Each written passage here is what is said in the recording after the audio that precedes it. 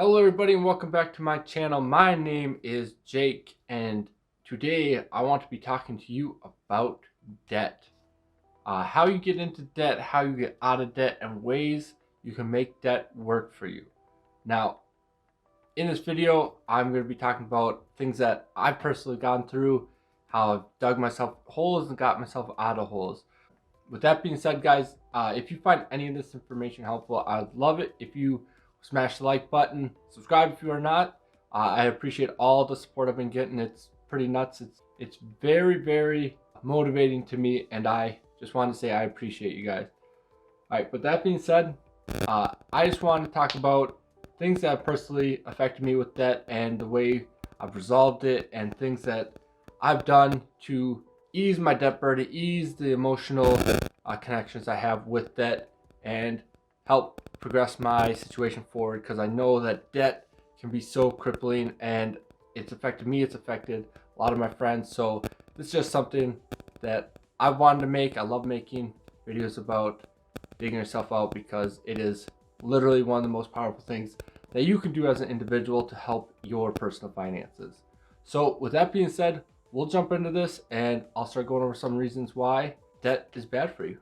We'll start off there. So I just want to start off with saying how difficult debt can be on your mental health.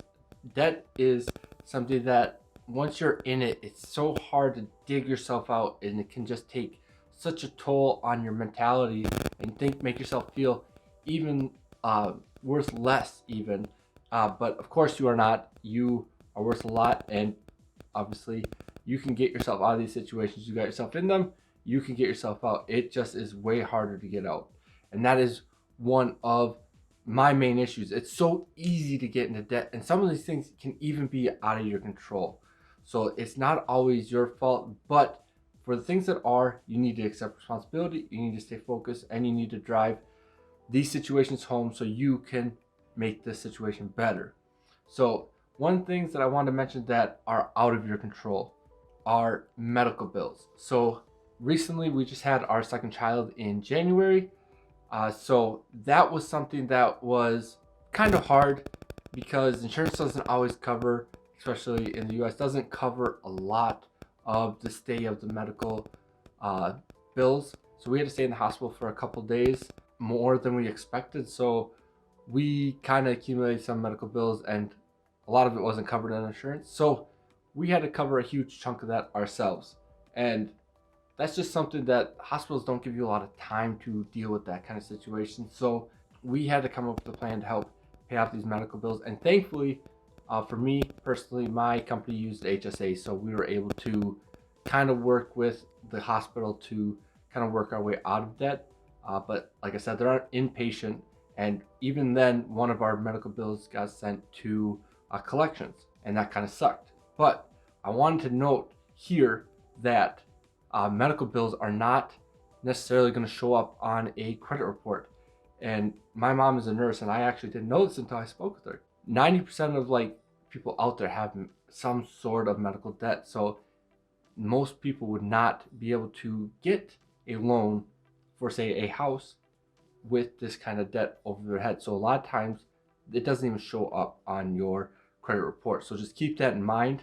Always pay off your debt, of course, but keep that in mind that medical bills don't necessarily show up. Second, we'll move on into credit cards. So the way credit cards make money is to keep you in debt, and they make it so difficult to get out. They do not want to work with you very often. The interest rates are sky high on credit cards. They can be upwards of 26% even. So increasing your credit score there can help bring down your credit cards. But they're such a good tool too, so it's hard to just write them off as bad. Credit cards can be used as tools to build your credit, to earn points, credit card churning, things like those. I'll reference if you haven't heard that before. The way they make money is to keep you in debt. They want you to use your credit card and then forget about it. So the way to stay on top of that is to make sure you're paying that down every time you use it. And we'll mention that a little bit later in the video too. So a third thing that gets you into trouble is let your emotions dictate your spending. A lot of times you have a rough day, you're working through some things, it was a long day, and you just want to go out and waste some money and it kind of is, you're like, I'll worry about it later.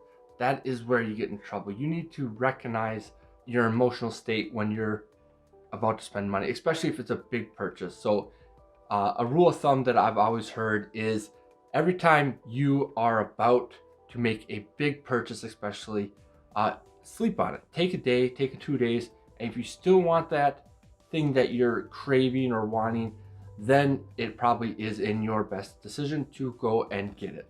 Take this for cars. I know too many people that will rush out and buy a car, a used car even, and they are not in the right mindset. They are down because maybe their old car is motor blue, right? But things like that, you can't, when you're down, you don't want to go and waste your money, because that is not gonna fill those voids that you need the way you want them to, or the way that you think they're going to. And then finally, and one more thing that I'll mention is living above your means. So there is a famous quote, I can't think of who it's by, but they say one of the most honorable things that you can do is to live below your means, not going out and getting yourself in massive amounts of debt that you will never be able to pay off. That is living far beyond your means, buying expensive cars that you can't afford, getting yourself into credit card debt. Try to live a lifestyle that you know isn't sustainable. And you look at social media and Instagram and things like that, and these people are living crazy lives, right?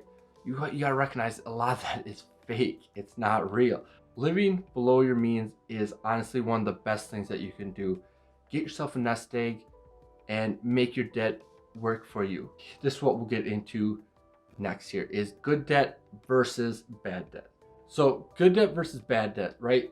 So good debt, it sounds like a scam, right? It's not real, right? Debt is debt and debt is bad. That is not necessarily the case.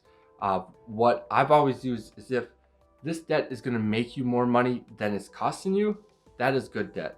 For example, you have, I've used margin in the past on my stocks. If I am charged, say, 5% on Robinhood, but my stocks are making me 8%, that's a 3% difference. That is good debt, in my opinion. Now, that's difficult because you can have margin calls and things like that, but we'll move on to say something like a mortgage. Like I personally have a mortgage, is not necessarily bad debt, even though it is stretched out for such a long amount of time. That I consider good debt, because my house has appreciated much faster than I could grow my wealth personally. I've lived in my house for about 5 years, and my house has literally doubled in value from when I bought it. And that is not something that you can do at so quickly. And so I made, not only am I paying down the mortgage that I currently have, but the house is appreciating in value. So I am not only getting out of debt, I am accruing net worth, right? Bad debt is something that keeps you in a cycle, that keeps you in a cycle of paying off debt and not being able to catch up, i.e. credit cards.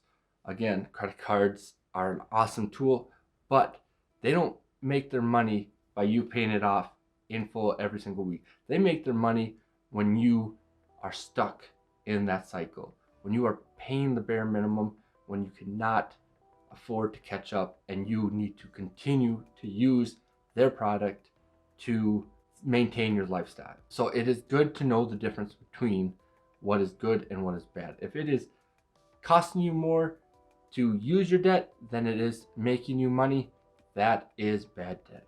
So just keep that kind of things in mind when you are evaluating your debt situation. And then now, guys, I want to get into how you can help yourself get out of these debt situations, right? One thing that I always try to say is, if you are in massive amounts of debt, especially like medical debt, again, credit cards, loans, things like that, make sure you call your debtor. It's hard for them to give you a break if you never have contacted them. So that is something you always want to do. You want to make sure you are reaching out first before they're reaching out to you. So you want to call them up and say, hey, I'm having a hard time. I need to work out a deal with you. Some way I can pay you less than what you're asking even, or set up a payment plan for you that I can afford that also benefits you. Because look, these people are just looking for their money back. They don't necessarily need it right away. That's hard to say, but they don't. You kind of are in control to an extent, because you know what you can afford. They don't know your situation, and they want the money from you. So if you go with a strong demeanor and say, hey, I can save you $1,000 on medical bill, say, hey, they want you to pay 100. Go up to them and say, hey, I can pay you 50. And if they try to counter back, say, no, I can pay 50. This is what I can afford. This is what you're going to get.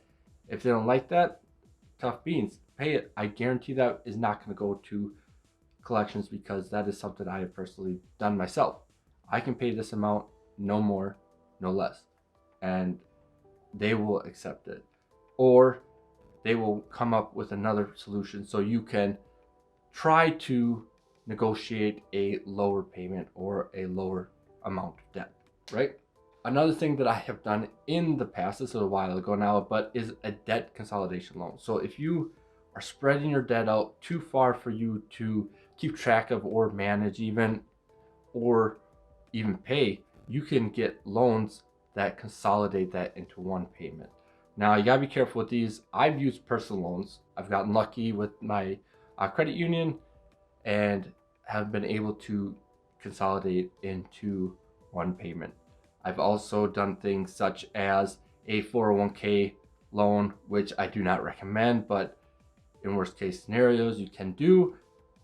And I would not suggest a hardship loan from your 401k, because that is a whole another can of worms. But these are things you got to think about that are available to you.